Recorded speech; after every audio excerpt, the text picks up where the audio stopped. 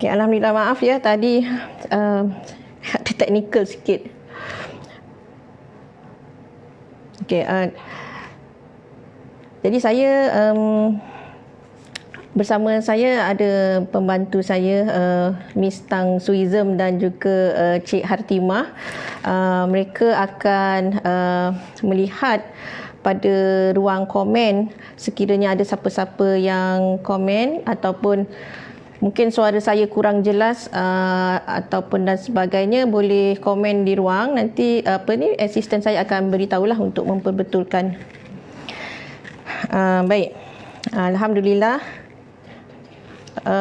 kita bertemu pada hari ini, pada malam ini 3 Julai 9.30 sehingga 10.30 malam dalam seminar wanita anti jenayah atau Wajah Siri 1. Jadi selamat bertemu tuan-puan dalam ruangan Facebook Jabatan Pembangunan Wanita Perak, Kementerian Pembangunan Wanita Keluarga dan Masyarakat.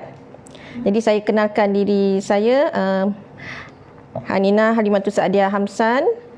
Saya adalah Ketua Laboratory Kewarganegaraan dan Kepimpinan Belia, Institut Pengajian Sains Sosial, Universiti Putra Malaysia. Salam perkenalan. So, tuan-puan boleh panggil saya sebagai Hanina sajalah. Jadi pada malam ini tajuk yang akan saya bicarakan adalah mengenai keldai dadah.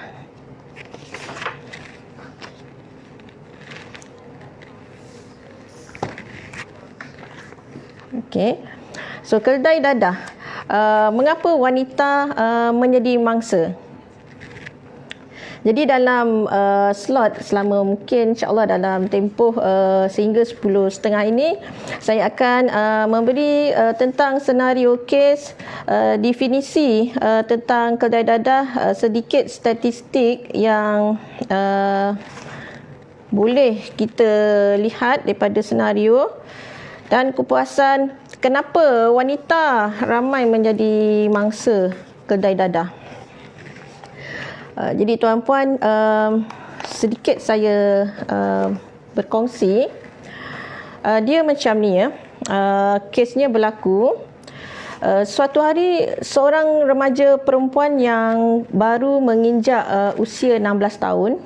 Saya bagi nama bukan nama sebenar, Mimi, bersama seorang jejaka yang baru pertama kali ditemuinya. Maksudnya seorang remaja yang baru menginjak usia 16 tahun bernama Mimi, bukan nama sebenar, bersama seorang jejaka yang baru pertama kali ditemuinya seumur hidup. Inilah hari istimewa, blind date. Mimi bertemu kekasih cinta pertama buat kali pertamanya, dan mereka hanya berdua di restoran makanan segera dalam pusat membeli belah di tengah bandaraya ibu kota Kuala Lumpur. Mimi berasa bangga, terharu. Perjumpaan kali pertama, first dating, hadiah istimewa, tiket penerbangan ke Hong Kong dan duit saku.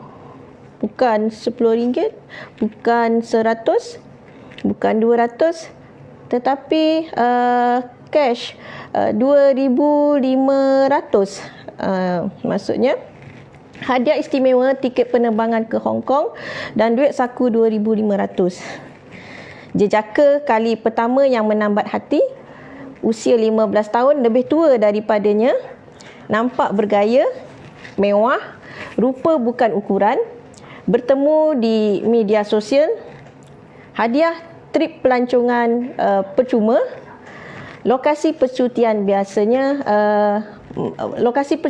biasa bagi jejaka tersebut. Malahan dalam first dating tu menerima hadiah cenderahati yang dibawa daripada Hong Kong.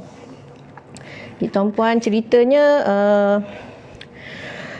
hari yang dinanti tiba, percutian percuma di Hong Kong Janji temu di lapangan terbang pun berlaku. Dan jejaka pujaan senyum melambai dari jauh. Mimi teruja dengan bagasi percutian. Hadiah lagi, sepasang kasut yang cantik, perlu dipakai semasa perjalanan kembara. Di atas awan, hati girang tak terkata, macam berada dalam mimpi indah. Beberapa jam kemudian, malangnya segalanya berubah. Sebaik tiba di lapangan terbang antarabangsa Hong Kong, Mimi telah diasingkan dari penumpang yang lain untuk pemeriksaan badan, dan 700 gram heroin telah ditemui dalam lipatan khas kasut kembara. Di Malaysia, ibu ayah runsing, 2 bulan anak tidak pulang ke rumah. No idea, tak ada clue. Katanya percutian bersama rakan sekadar 3 hari, tetapi 2 bulan telah berlalu.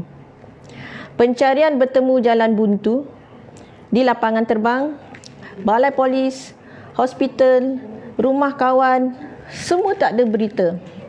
Ibu bapa tidak dapat tidur lena, tidak lalu makan, perniagaan merudum. Dan satu hari, ibu ayah terima panggilan telefon dari pihak berkuasa Hong Kong, berita yang melegakan, Mimi selamat. Walaupun Mimi selamat, tetapi kegembiraan hanya beberapa saat saja. Terkejut, terharu, dunia menjadi gelap. Anak sedang menjalani hukuman penjara 20 tahun di penjara Hong Kong atas dakwaan mengedar dadah.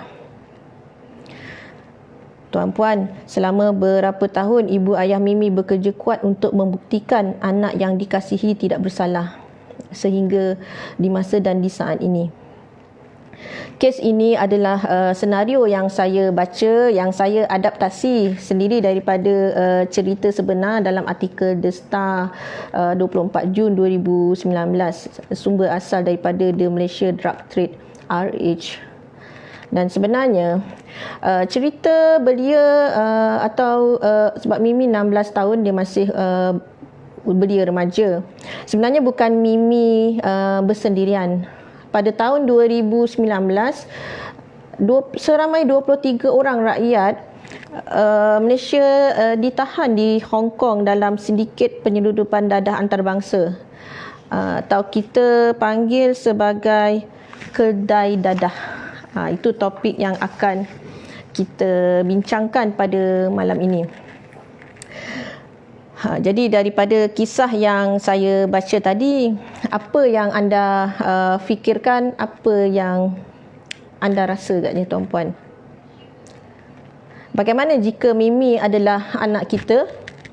Bagaimana jika Mimi adalah adik kita, ahli keluarga kita, atau rakan baik kita? Ini kisah kedai dadah. Nama samaran, kisah benar, ia telah berlaku, sedang berlaku, dan dia akan berlaku. Sebenarnya kita bila bercakap tentang kedai dadah, apa yang tuan-puan faham tentang istilah tersebut? Kedai dadah ni, kalau lihat pada PDRM 2013, ni saya dapatkan daripada sumber PDRM 2013, kedai dadah adalah frasa yang merujuk kepada seseorang yang sukarela atau diperdaya untuk menjadi kurier atau membawa dadah atau barang selundup ke negara lain. Taktik ini mengurangkan risiko pengedar atau penyeludup dadah tersebut daripada ditangkap. Jadi kedai dadah, kalau kita lihat fungsi pada zaman dulu, kedai digunakan sebagai haiwan yang membawa barangan dagangan, kan. Jadi konsep dia sama, membawa barang, tetapi dalam kes ini membawa barang tu dengan menyeludup dadah menggunakan kedai orang yang dikedaikan. Okey,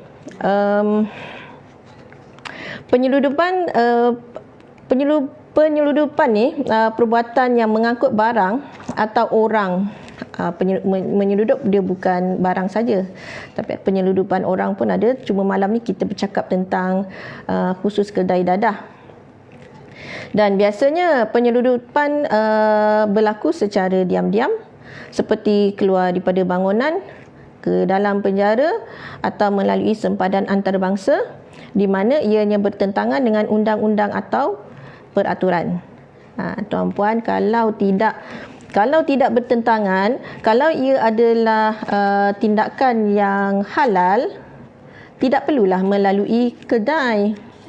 Maksudnya, tidak perlu melalui pihak lain untuk membawa barang yang kita ingin bawa. Tapi kerana ia adalah bertentangan dengan undang-undang dan peraturan, ada hukuman-hukuman tertentu apabila tertangkap. Jadi pengedar atau penyeludup yang sebenar, dia cuba mengelakkan diri daripada dikenakan hukuman dengan menggantikan kepada individu lain yang dikenali sebagai kedai dadah. Banyak kaedah penyeludupan ni sebenarnya. Dan antara yang saya baca, saya analisa sikit daripada kes-kes yang telah berlaku. Banyak kes yang kalau kita Google, kita baca dalam keratan akhbar tentang kedai dadah ni memang banyak ya. Antara kaedahnya menyembunyikan barang dalam kenderaan, bagasi, dalam bagasi atau pakaian. Okey. So ada dua jenis yang biasa package di sini. Kita panggil package pula. Package dalam badan yang pertama. Package dalam badan ni biasanya menggunakan saluran gastrosus kedai. Gastrosus kedai, bukan kedai haiwan, kedai orang, atau rongga badan yang lain sebagai bekasnya. Ia akan keluar nanti bersama najisnya, atau penempatan terus ke dalam dubur atau faraj, dan ada juga yang diimplan dalam payudara. Okey. Yang kedua adalah pembungkusan pada badan, iaitu bermaksud dadah yang melekat pada bahagian luar badan dengan menggunakan pita atau gam dibalut antara mana-mana bahagian badan yang boleh terlindung lah, ataupun di lapisan lemak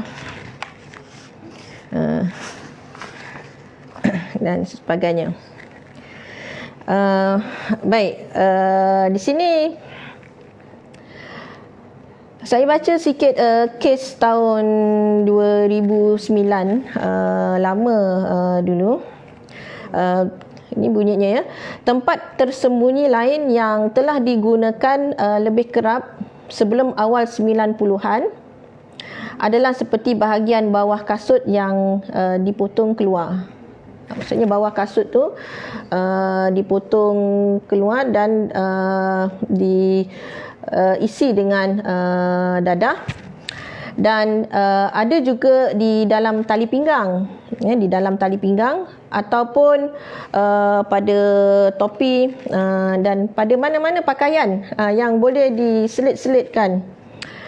Oleh kerana peningkatan keselamatan lapangan terbang, kaedah pembungkusan badan sudah jarang digunakan, sebab sejak lapangan kita era milenium, kaedah keselamatan di lapangan terbang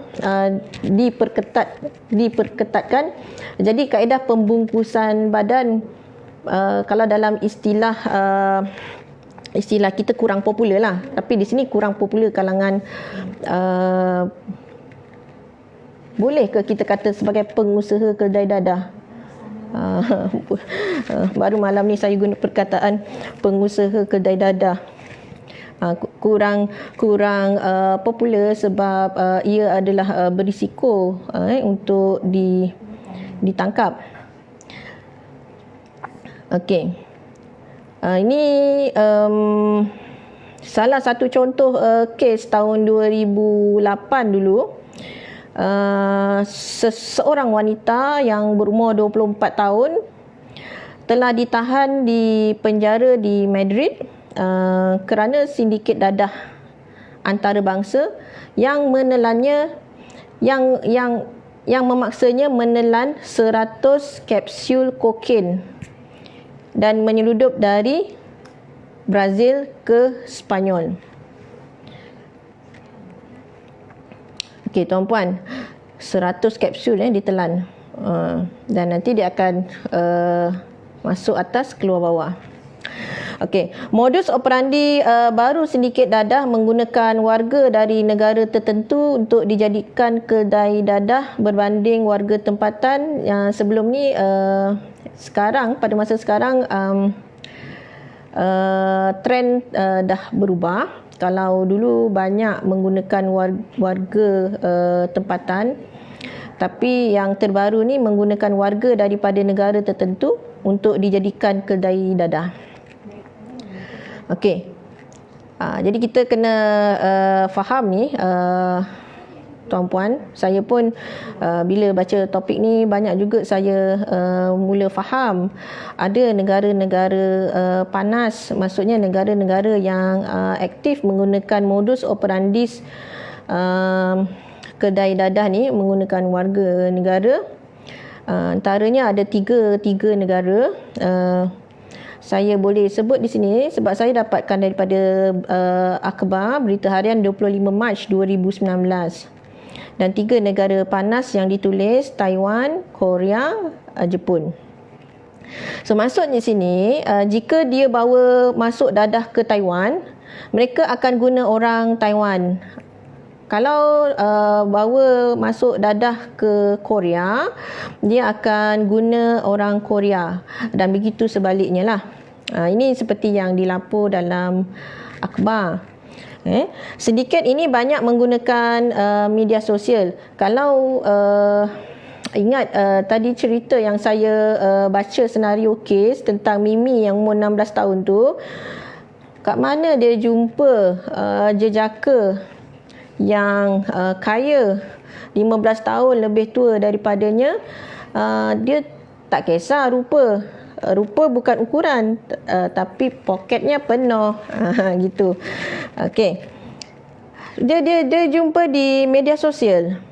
Di media sosial, contohnya di Facebook, aplikasi WhatsApp, WeChat, kadang-kadang Telegram, dan macam banyak media sosial yang saya generasi X yang sekarang ni kita anak-anak kita generasi alpha, banyak juga media sosial yang saya kena belajar daripada mereka, istilah-istilah dia. Dan kedai dadah ni, mana-mana mereka yang dah terperangkap dalam aktiviti ni tak boleh berpatah balik. Dia tak ada U-turn. Kalau tertangkap dia akan dihukum lah, dan dihukum mengikut negara di mana dia ditangkap. Ada negara yang sebab setiap negara dia ada hukuman yang berbeza. Ada yang hukuman penjara 20 tahun, 8 tahun mengikut berat gram yang dibawa. Dan ada negara macam kita, antara salah satu negara kita sehingga ke tahap yang tertinggi, gantung sampai mati mandatori. So mereka yang terjerat ni tidak boleh patah balik. Mereka terpaksa membawa dadah berkenaan ke lokasi yang dituju, dan sekiranya berjaya baru bayaran akan dibuat. Okey. Ada soalan ke? Saya tanya pembantu. Susan, ada soalan ke? Kalau ada soalan boleh baca terus, saya boleh terus respon lah. Modus operandi pengedaran dadah antarabangsa. Tuan-puan, kita sambung lagi ya. Modus operandinya, saya baca di sini, saya ada 6 antaranya.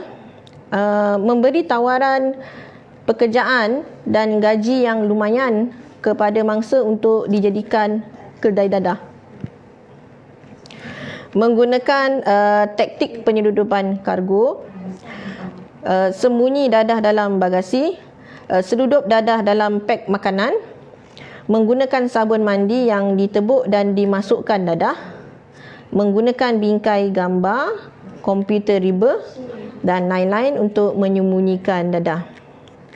Baik. Kenapa menggunakan kedai dadah? Kenapa menggunakan kedai dadah? Tadi pada peringkat awal saya dah katakan bahawa pengedar yang sebenar atau penyeludup yang sebenar, mereka tidak mahu tertangkap atau mereka tidak mahu ditangkap kerana mereka tidak mahu dihukum oleh hukuman-hukuman tertentu. Kalau di Malaysia, Akta Dadah Berbahaya 1952 pindaan 98, ini ada berkaitan dengan bidang kuasa mahkamah untuk mengimport ni. Tuan-puan boleh Google, boleh cari Akta Dadah Berbahaya 1952. Okey. Milikan berat dalam setiap dadah tu, contoh candu, heroin 15 gram, morfin, ganja dan sebagainya. Hukuman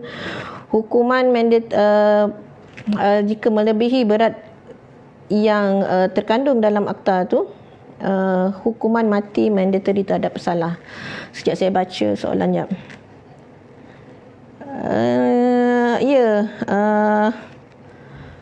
Memang ini Cik Hatimah Abu Talib. Okey. Waalaikumsalam. Tajuk yang sangat menarik dan realiti memang sangat menakutkan. Memang menakutkan sebab ada yang sampai ke hukuman mati. Bagaimana nak membanteras masalah ini dan di kalangan anak gadis kita? Okey. Cik Hatimah, saya tak tahu cik ke puan ni. Kita akan sampai ke situ nanti. Okey, saya simpan dulu soalan tu. Saya simpan dulu. Saya sambung lagi kenapa menggunakan kedai dadah. Okey. Tadi saya jawab untuk mengelakkan hukuman lah. Itu salah satu cara yang mungkin termurah bagi pengedar dadah tu sendiri. Sebab mereka ada macam kalau kita main bola sepak kan, kita ada pemain import kan. So kalau saya nak cakap pada malam ni kedai dadah lah, dia macam pengedar import lah, pengedar import. Okey, siapa yang lazimnya menjadi mangsa? Ni kalau saya baca di sini, Siasatan Lembaga Kawalan Narkotik Antarabangsa INCB mendapati sasaran utama adalah wanita daripada Malaysia, Singapura dan negara-negara Asia Tenggara dan Asia Timur yang lain. Kenapa wanita? Dan wanita pula pada usia berapa? Adakah semua wanita adalah mangsa, kelaziman bagi mangsa kedai dadah? Dia kebanyakannya yang saya study daripada kes-kes yang dilaporkan, wanita berusia 20 hingga 30-an. Maksudnya wanita belia muda, dan ada juga yang umur tahap remaja. Kalau kita ikut definisi di Malaysia sekarang, belia 15 hingga 30 tahun. Okey, dalam kes ni wanita berusia 20 hingga 30-an yang tidak mempunyai rekod jenayah. Dia tidak mempunyai rekod jenayah, wanita yang menganggur atau bekerja dalam bidang perkeranian. Ini data maklumat yang saya dapat.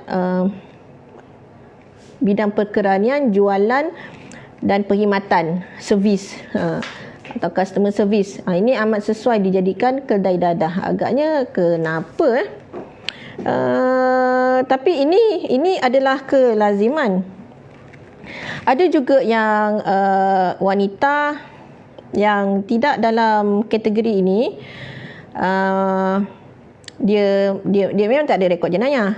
Kalau kita tak ada rekod jenayah, kita bolehlah keluar negara, pasport kita clean kan. Ada juga wanita yang bekerja. Ada juga wanita yang bekerja. Seingat saya juga pernah juga sebenarnya. Tuan-puan pun mungkin cuba ingat. Ada tak satu masa dan ketika kita cuba check in di lapangan terbang? Satu masa dulu, kalau dulu cerita dulu masa zaman di LCCT dulu kan, bila kita check in kan ramai di kaunter. So bila pengalaman saya sendiri, bila kita letak beg di kaunter, Susan yang bergerak tu, kan beg tu berjalan kan untuk letak. Tiba-tiba datang seorang, bukan seorang, dua orang perempuan, seorang remaja yang saya tengok dia macam tak match lah dua tu, sebab seorang ni dia orang tua yang agak kurang upaya nak bercakap pun tak reti. Tapi seorang ni remaja yang agak muka dia macam agak ranggi, rambut colour sikit, and then kasut macam ala kasut Korea zaman sekarang. Tapi dia mendekati, dia try approach dengan meminta bantuan. Macam, Kak, tolong, sebab saya punya bagasi dah terlebih berat. Sebab kesian mak saya.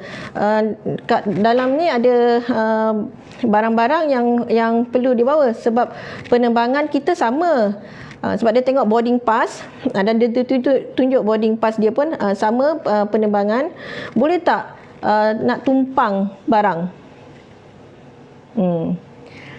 Kalau kita tengok rupa remaja tu, kita agak pelik.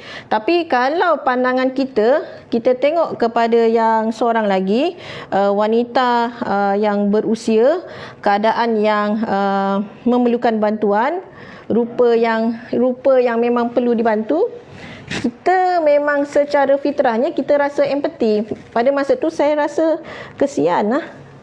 Jadi secara spontan, macam dalam hati macam, apa salahnya, why not, bagi je lah, sebab hala tuju sama. Tapi untungnya ada satu lagi suara yang dia kata macam, Anina stop, fikir dulu, mungkin ini scam. Masa tu saya tak ada perkataan kedai dadah pada masa tu. Mungkin ini cuma scam. So kalau dia kekurangan berat untuk penerbangan, dia kena tambah lagi. So kenapa anda perlu menanggung risiko? Mana tahu kalau dalam barang itu adalah barang-barang yang terlarang. So automatik saya pun tutup pintu hati empati, dan saya tutup pandangan eye to eye contact dengan warga emas tadi, dan kita proceed untuk check in. Maksud saya nak kata di sini, bukan saja orang yang menganggur ataupun orang yang kesempitan keuangan yang boleh dijadikan kedai dadah. Wanita yang bekerjaya pun boleh. Tapi pemilihan tu mungkin orang yang nampak macam nerd sikit, ada muka banyak, bolehlah muka simpati, muka mudah kesian. Itu kena berhati-hatilah. Okey, baik, kita sambung lagi. Pada tahun 2006, lama dulu, 31 rakyat Malaysia termasuk 4 wanita ditahan kerana kesalahan mengedar dadah. Ini ditahan oleh negara asing. Kemudian tahun 2008, 9 orang ditahan di luar negara kerana terjerat dengan cinta. Pernah dengar dulu? Cinta jejaka Lombok, cinta Pak Arab, cinta Pak Hitam. Cinta si gagak hitam. Macam-macam cinta lah. Okey. Kalau kita baca trend, saya tak dapat data yang betul-betul secara statistiknya, sebab data ni saya dapat daripada dia bukan systematic literature review, kajian artikel jurnal tu, daripada laporan-laporan akhbar lah. Tahun 2007 54 orang. Kemudian tahun 2008 dia menurun 45. 2009 20 orang. Yang ini nampaklah trend penurunan. Kemudian tapi itu lama dulu. Bila kita baca statistik yang the latest tahun 2019, dilaporkan 101 orang rakyat Malaysia ditangkap. Ini saya baca ni tahun 2019, 101 rakyat Malaysia ditangkap kerana menjadi keldai dadah. Menunjukkan peningkatan 20.6% berbanding tahun yang sebelumnya 68 tangkapan. Maksudnya tahun 2018 68, 2019 101. 2020 belum lagi dilapor. Okey, 82 orang ditahan di luar negara dan 19 lagi ditahan di lapangan terbang dalam negara. Okey. Ni saya baca lagi sekali. Kalau tadi kalaulah adik kata itu modus operandi yang Dr. Nina baca tu dah outdated, itu tahun 2008 2006. Saya baca lagi sekali ni akhbar 4 Februari 2020. Tajuk dia, makin ramai rakyat Malaysia terjerat jadi keldai dadah. Berbagai modus operandi dikesan dalam kegiatan sindiket ini. Ada yang menggunakan body pack dan menyembunyikan dadah dalam bagasi. Malah ada yang mendakwa diperdaya sindiket tawar pekerjaan dan sebagainya. Ni benda-benda yang berlaku dan laporan pada tahun 2020. Okey. Kenapa wanita? Kerana antara lelaki dan wanita lebih mudah diperdaya dan terpedaya apabila melibatkan perasaan. Bukan kata lelaki tak ada perasaan, tetapi wanita itu lebih mudah digunakan emosinya, perasaannya. Adakah pemangsa sedar mereka adalah keldai dadah? Ada yang sedar. Ada yang tahu dia bawa dia terlibat. Dan ramai juga yang tidak sedar. Mereka sama ada terpedaya atau diperdayakan. Samalah kan, terpedaya dan diperdayakan. Kata kunci di sini, mereka terpedaya, wanita terpedaya kerana cinta. Tadi kawan saya ada juga interview sebelum sesi, kenapa wanita terlibat, apa pandangan? So kawan-kawan saya kata kerana cinta itu buta. Jadi bila baca, saya study kes-kes yang berlaku, memangnya kalau wanita, keyword dia cinta pada orang. Tadi kan yang kisah saya baca, rupa bukanlah ukuran, tapi hadiah yang ditawarkan. Tiket pelancongan percuma tu, siapa nak bagi tiket pelancongan percuma? Tapi itu sebelum PKP lah. Masa dalam PKP mungkinlah, bukan mungkin, sempadan dah ditutup, kita adalah lega sikit kan. Okey. So cinta pada orang, tak kisah warna kulit apa pun. Dan wanita ni tu, kalau cinta kepada orang ni, saya suka cakap pada pelajar-pelajar saya, remaja, bukan remaja, transisi remaja kepada belia, pelajar-pelajar perempuan di universiti kan. Dan saya ingatkan kepada pelajar-pelajar saya, sebab satu hari mereka akan menjadi ibu bapa. Saya pesan kepada mereka, apabila menjadi ibu bapa, sebenarnya rumahku adalah syurgaku. Tapi bila ramai anak-anak yang merasakan rumah bukan lagi syurga untuknya, rumah bukan lagi tempat untuk mencari kasih sayang, terutama anak-anak di peringkat remaja, mereka akan keluar daripada rumah untuk mencari kasih sayang. Maksudnya love tu tak ada dalam rumah, dia kena cari love tu di luar. Okey. So cinta pada orang, cinta pada barang, cinta pada barang. Ini bagi wanita-wanita, bukan wanita sajalah, lelaki pun sama. Cuma ceritanya di sini lebih ramai wanita. Cinta pada barang ni yang mereka yang sukakan kepada kemewahan. Kan? And then siapa tak nak kalau pelancongan percuma, shopping ditaja, kan? And then cinta pada kekayaan.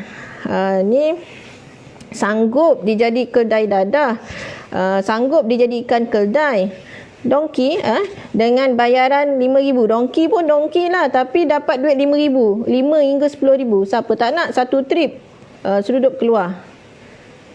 Siapa tak nak? Bahaya soalan tu. Memang kita suka duit, tapi orang yang gilakan duit, dia memang tak nampak benda lain, sanggup untuk ambil.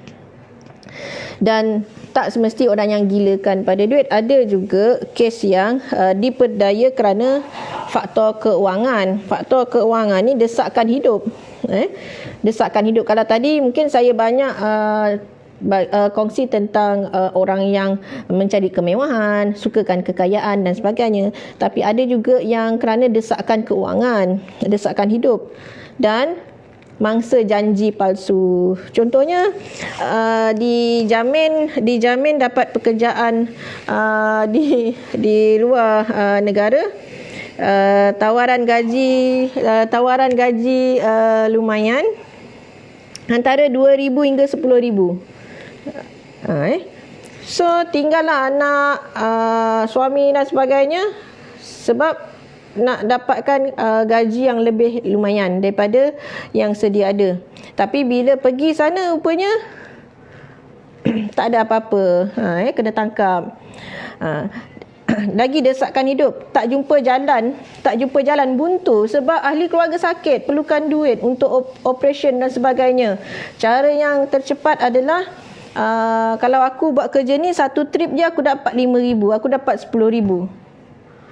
So try and error lah. Kalau dapat, kalau kena tangkap lah, kalau tak lah. Tawakal lah. Tawakal tu. Okay. And then perasaan, emosi, perasaan tadi macam cerita yang saya katakan tadi tu, empathy. Empathy ni bagus tuan-puan, tapi kita kena berhati-hati kerana kebanyakan, saya berani kata kebanyakan kes, bukan saja kedai dadah, tetapi wanita yang terlibat dalam ekstremism, aktiviti ICC. Saya masuk sikitlah, saya terlibat dalam kajian-kajian tu. Yang ini betul, saya interview sendiri, saya study personality dan sebagainya. Dan memang empathy adalah salah satu sifat yang sangat mudah dimanipulasi apabila seseorang itu ada perasaan tu yang berlebih-lebihan. Dia empathy tapi dia tidak ada knowledge yang betul tentang sesuatu perkara. So saya nak relate pada kedai dadah ni, contohnya tumpangkan barang dalam bagasi dari orang yang tak dikenali, terutama semasa di kaunter check-in dalam keadaan orang yang ingin menumpangkan tu dalam keadaan terdesak, orang sakit. Ada juga kes yang berpura-pura menjadi kurang upaya, pura-pura buta lah, pura-pura kaki tak ada lah, tangan tak ada, ada je kadang tangan sorok dalam baju kan, nampak siku je, seolah-olah macam tangan kena potong. Okey. Warga emas, ini saya cakap realiti sebab saya pun pernah juga berjumpa dengan kes-kes begini. Jadi saya kira pada malam ini menjawab kenapa wanita menjadi mangsa, kerana sifat wanita itu sendirilah, sifat wanita itu sendiri yang mudah terpengaruh. Kalaupun empati kepada orang yang ingin menumpangkan, tetap dan satu lagi, wanita ni contoh macam kalau ibu ayah pun sama, tapi dalam keadaan yang terdesak, contoh ahli keluarga sakit dan sebagainya, kita sanggup untuk melakukan apa saja untuk mendapatkan wang.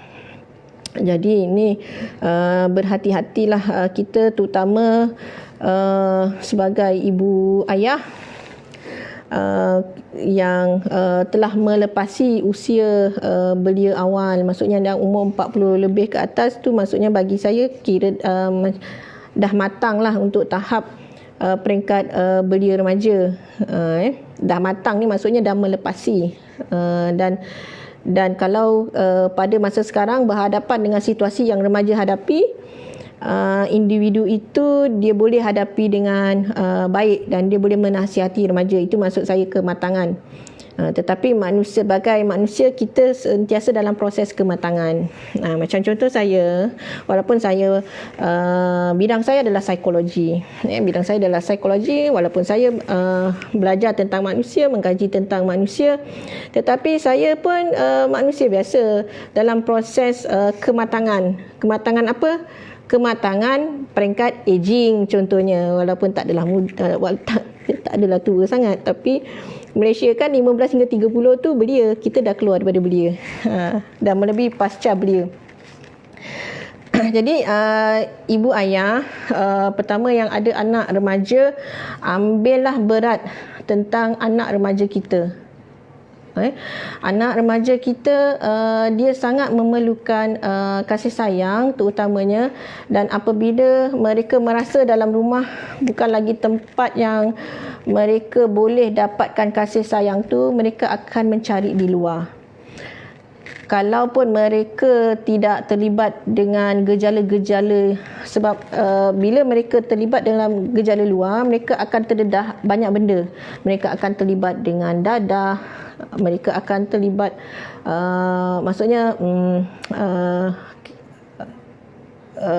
banyaklah gejala-gejala sosial, dadah, seksual dan sebagainya. Dan yang paling teruk adalah kalau menjadi kedai dadah ni tangkap yang tahap hukuman paling tinggi. Itu yang susah, sebab sekali terjerat memang susah untuk kita berpatah balik lah. Jadi akar utama kepada permasalahan ini adalah kasih sayang yang sepatut kita bina di rumah. Okey, itu cerita tentang kasih sayang. Juga cerita tentang mereka yang sukakan kemewahan, mereka yang tertarik dengan kekayaan dan sebagainya. Sebenarnya benda ini kalau kita sebagai ibu bapa, kita mendidik anak-anak daripada peringkat awal lagi bahawa kehidupan ini bukanlah semata-mata dalam untuk kekayaan dan kemewahan. Banyak lagi benda-benda yang kita boleh jadikan sesuatu benda yang menarik. Sebab macam mana cabaran sebagai ibu bapa nak mendidik anak bahawa kaya itu adalah bukan kaya daripada bentuk wang ringgit. Maksudnya ada juga orang yang tidak berkemampuan daripada segi ekonomi, tetapi mereka merasa cukup dengan kehidupan. Ini adalah cabaran ibu bapa pada masa kinilah. Dan satu lagi tentang jerat-jerat percintaan daripada warga negara asing, dan itu sikitlah nasihat saya untuk ibu ayah di rumah yang ada anak remaja lah. Kita sama-sama, saya juga menasihatkan diri saya sendiri. Okey, saya rasa itu saja perkongsian daripada saya kenapa wanita menjadi mangsa. Mungkin kita boleh tengok sikit Susan kalau ada soalan.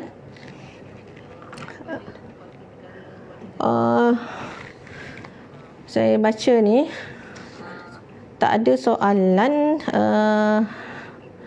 Kebanyakan Assalamualaikum. So saya jawablah dah Waalaikumsalam. Salam berjumpa di Facebook, insya-Allah. Walaupun saya habis siaran Facebook live ni, sekiranya tuan-puan ada soalan-soalan, mungkin malam ni nak tidur baru teringatlah, just boleh tulis kepada saya secara terus. Facebook saya, ini Facebook JPW boleh jugalah, dan Facebook saya personal, sekejap ya Susan, Facebook saya apa? Facebook sendiri pun lupa. Hanina, Hanina Hamsan. Hanina Hamsan. Okey, tu Facebook saya dah. Kalau ada soalan-soalan boleh tulis di sana. Okey. So itu saja daripada saya. Nampaknya tak ada soalan. Okey, boleh kita berhenti di sini, dan insya-Allah mohon sentiasa bersama JPW Perak, kerana akan ada lagi banyak siri-siri perkongsian sempena seminar wanita anti jenayah. Okey. So salam hormat daripada saya, sehingga kita bertemu lagi. Assalamualaikum warahmatullahi wabarakatuh.